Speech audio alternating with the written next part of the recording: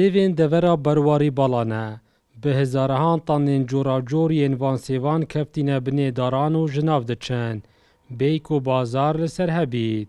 و چنده جی جوتیارن دوره دل گران گرینه. ما زوی سیوا برین که فایده ما جه ندید 3 سال زوی سیوا ما سیویت خوب برین هذا ما يتكلم هنا راجي يهولت كان هم دعم فلاح نوع تاكين روستي تشكي لكن نوع تاكيرا تشتي خير بنيكو خويت كتا ساتش بيفانوت خدا اوفيغو و متين چنين تقريبا 10,000 جو هندي چنين خدا يومين منو در كردن جمو فلاح چو فلاحته وصوب کرد زراعته يخر پیش بيت نوش تا جو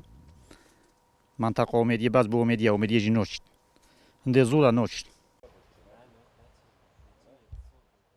نبونا چکارگهان و نپشتوانی بوجودیاران سال بو سال بر همه وان سیوان اشناف دچید. هکا بازار هبیتون هکا کارگه هبن بو چکنو مثلا شربت بو مربای بو اواتش تو بر همه جوتیاری نمیتا لپیدو ام بینین خاصتا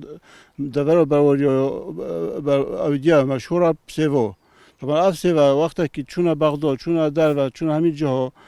چونکو سیکوی هبود اکا سیک تشتکی سرکیه بود جوتیاری طبعا هکا جوتیاری سیک نبیتن دستاش جوتیاری بردتن و که هم بینین سوید برواری اون که همین کتینا بینی کسی خولی نکریه خودان طبعا وک جوتیاران دیار کری اگر پشتوانی لبرهم سیواوی دوره هبید دی سرجم بازارین هریما کردستان و تنانت لعراق بگشتی پر بید. دلدار عارف کرساد نیوز دورا آمدیه